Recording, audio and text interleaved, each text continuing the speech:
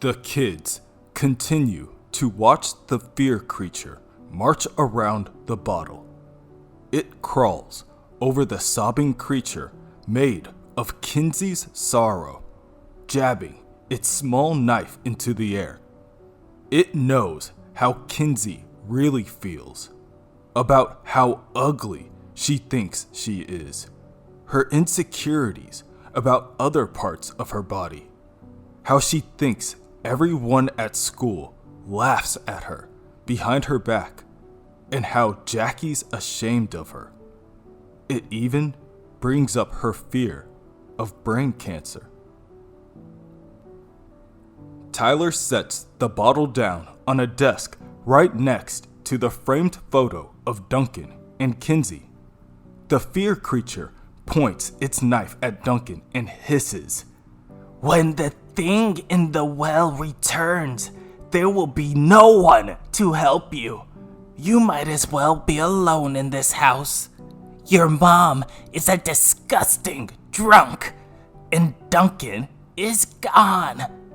He's the one who will find the bones, your body covered in flies." The crying creature tries to knock the fear creature off of it, and the two bump into the glass, causing the bottle to tip over. The fear creature crawls on all fours for its escape. Kinsey grabs onto the bottle and uses her thumb to block off the opening. She asks the others for help finding something to cover the top.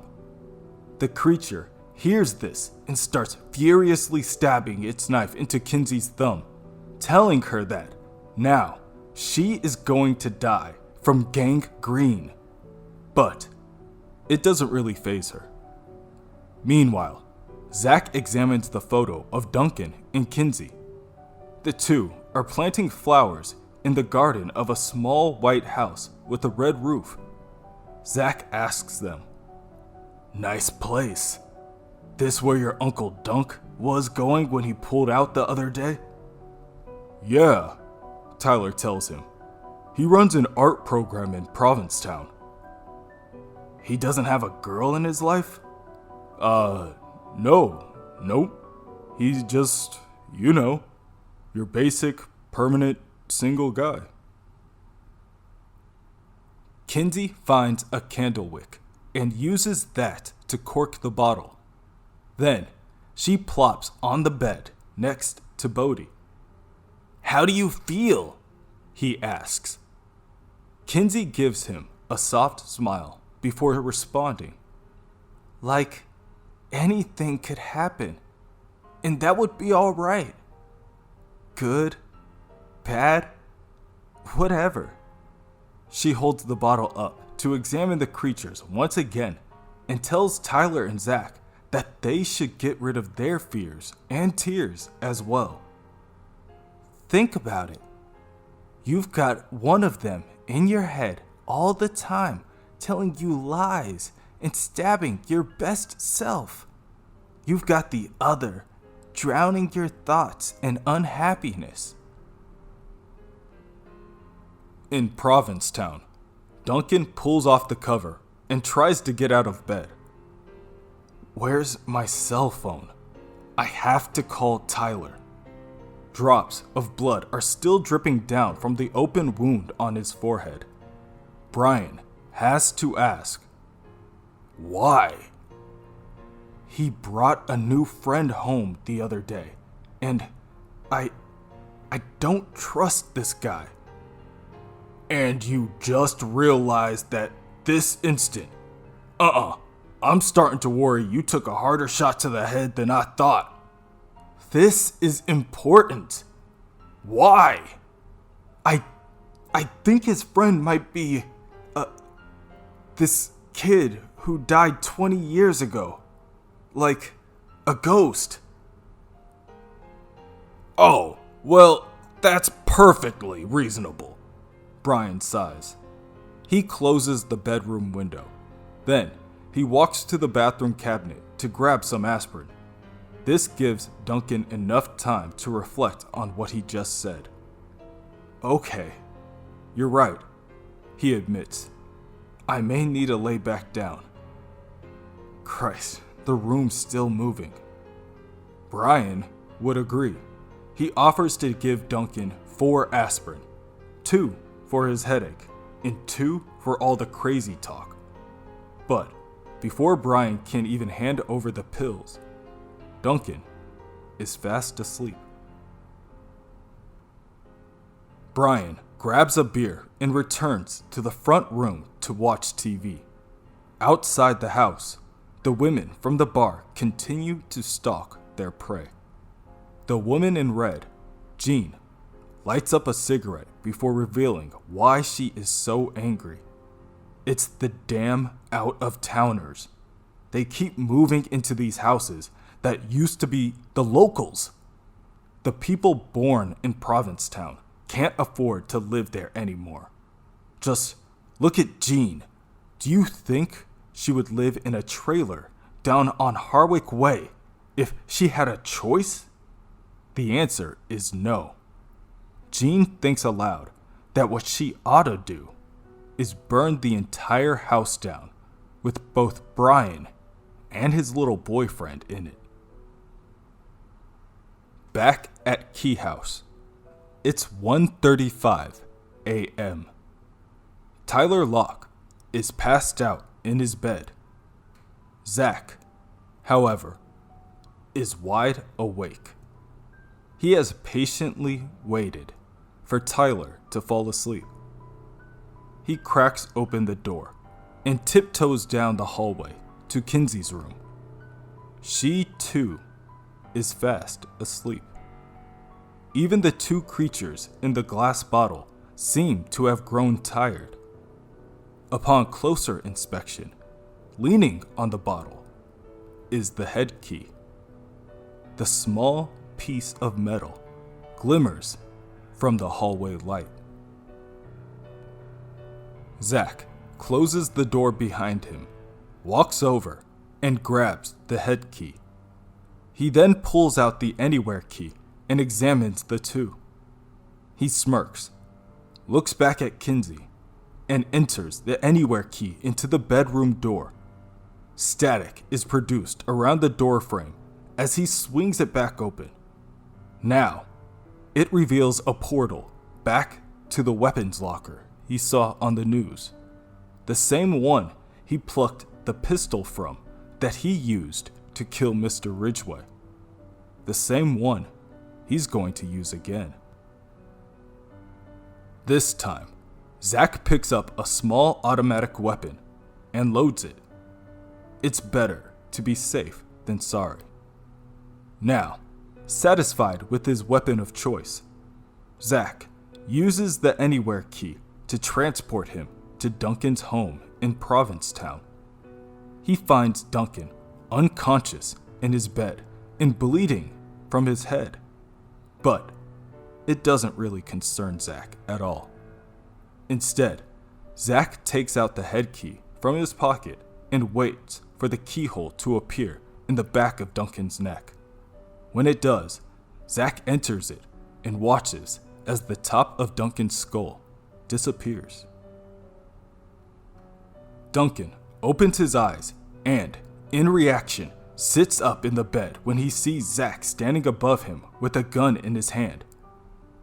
"Hi, Duncan," Zack says. "Don't do anything stupid. Let's not wake the neighbors with a lot of screaming and shooting." Zack steps closer to examine Duncan's memories. A second Duncan appears and, when he sees what's happening, tells Zack, "Oh, Christ. For a moment there, I thought, but if I'm seeing into my own head, this is just a dream, isn't it?" Zack responds, "In a few moments, it won't even be that." Wow, there's a lot of color in here, Dunk. Most grown-up minds are black and white, except when they're drunk or high.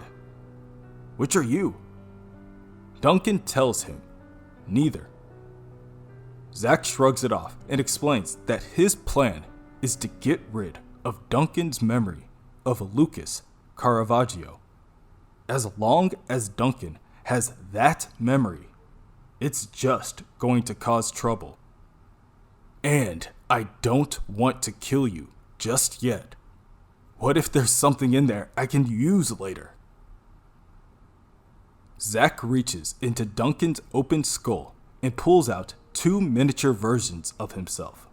One of Lucas Caravaggio, and one of the memory of the conversation Duncan and Zack just had. Let's see. Zack hangs his weapon on his shoulder and reaches back into Duncan's head. There's got to be something in here I can press or pinch or twist to put you to sleep. There we go. Duncan falls back to sleep and collapses back on the bed. Shoot, Zack says. I meant to ask you if you've got anything good in the fridge. Nothing gives me the munchies like an evening of skullduggery. I guess I can find the kitchen myself, though, right after I take a leak. Zack makes his way to the closest bathroom he can find, throws the 2 memories into the toilet bowl, pisses on them, and then flushes them down the drain. They beg for their lives. Next, Zack finds the kitchen. On the kitchen table sits a bowl of fruit. Next to the bowl lays Duncan's drawing from class. Honestly, it's pretty impressive. Zack lays down his weapon and picks up the picture, admiring it for a bit while he munches on a banana. Brian, hearing the flushing toilet, stands from his seat in the front room and enters the kitchen. Who are you? Zack asks. Brian grabs a knife from the counter and points it at Zack. I think that's my question. Are you with the homophobic bitches from the well? What? Zack asks. He drops the half-eaten banana and reaches for his weapon. What homophobic? Huh. When Ty said Duncan didn't have a girl, well, I should have figured he didn't mean he was alone. How about that? Dunk's into guys. He always did like turning into a girl when he was a kid. Bummer. Dude, I really didn't want to have to kill anyone tonight. Zack squeezes the trigger, but the gun locks on him. This gives Brian just enough time to distance himself by sprinting outside. Across the street, Jean finally exits her car. From what she can tell, Brian has gone to bed. The front room TV is off, and now, so are the lights. This is the perfect opportunity for her to scratch the word fag right on Brian's front door. That'll learn him. Suddenly, Brian comes crashing through the front yard. He's carrying a knife, and from the looks of it, he's seen them. The 2 women jump back into the car, and Jean turns on the engine. She flips on the lights, blinding Brian. He collapses in the street and reaches for his knife before stumbling forward towards the car. Jean's instincts take over, and she slams down on the pedal. The engine roars. The car jerks backwards before racing forward and crashes into Brian. Brian's body dents the hood of the vehicle, throwing him upward and into the windshield, causing it to shatter on impact. Zack watches from the kitchen as Brian rolls off of the car and falls onto the pavement. Holy shit. I didn't see that coming, he says before shrugging it off and using the anywhere key to return the gun to the police storage locker. A few minutes pass, and the sounds of first responders' sirens echo through the night. As they close in on the residence, Duncan is awoken. He jumps out of the bed and runs through the house to find Brian. But he's nowhere to be found. At 2:20 a.m., Ellie Whedon is laying wide awake in her bed. She can't sleep anymore. She bought a bottle of wine to help her through the night, but she couldn't bring herself to open it in fear that she wouldn't be in any condition to look after her son. "Help me," she mumbles as her bedroom door swings open, revealing Zack and the storage locker. At 2:21 a.m., Zack walks out of the doorway and tells Ellie to get out of bed. At 2:55 a.m., Zack returns the head key to Kinsey's room. He approaches the nightstand and mistakenly wakes up the creatures in the bottle. The fear creature bangs on the glass, begging for Kinsey to wake up. "Shit," Zack mutters under his breath. The sound of his voice wakes Kinsey up. "Zack?" she asks. The creatures in the glass scream out, "He's here! He's here! He's not who you think he is!" This causes Zack to stop in his tracks. "Sorry," he tells her. "I woke up for a minute and I thought it was all a dream. Tyler opening up about his skull, and you taking those little critters out of your head, and all the rest of it. I probably shouldn't have come to your room. I didn't mean to wake you up. I just needed to see them again, see if they were real. But now, I think I've got them stirred up." Kinsey tells Zack to put the bottle in the nightstand drawer so they don't have to listen to the creature's crazy talk. She's been listening to them her whole life, and she's had enough. Zack does so, and then sits down on the bed, closer to Kinsey. "Seriously, sorry for barging in." Kinsey places her hand on Zack's shoulder. "If you apologize again, I'm going to smack you. You don't have anything to apologize for. It's been some night. You've been through a lot." "You aren't kidding. I'm glad you guys trusted me enough to tell me about the keys." "Yeah, well, at first I was mad at Tyler. I didn't want anyone else to know. I was scared to trust anyone. Isn't that terrible?" Kinsey leans in and admits, "I guess I have a small crush on you. How crazy is that? That I can just admit it. I'm not afraid to tell people what I think of them now." Kinsey knows Zack is her brother's best friend, and he's important to Tyler. That means he's off limits, and that's fine for now. But still, she would like to kiss him, just to see what that feels like, just once. Zack gives a weak objection, saying he hasn't brushed his teeth yet, but Kinsey leans in anyway. The two kiss for a short while. When they're done, Kinsey tells Zack that he tastes like bananas.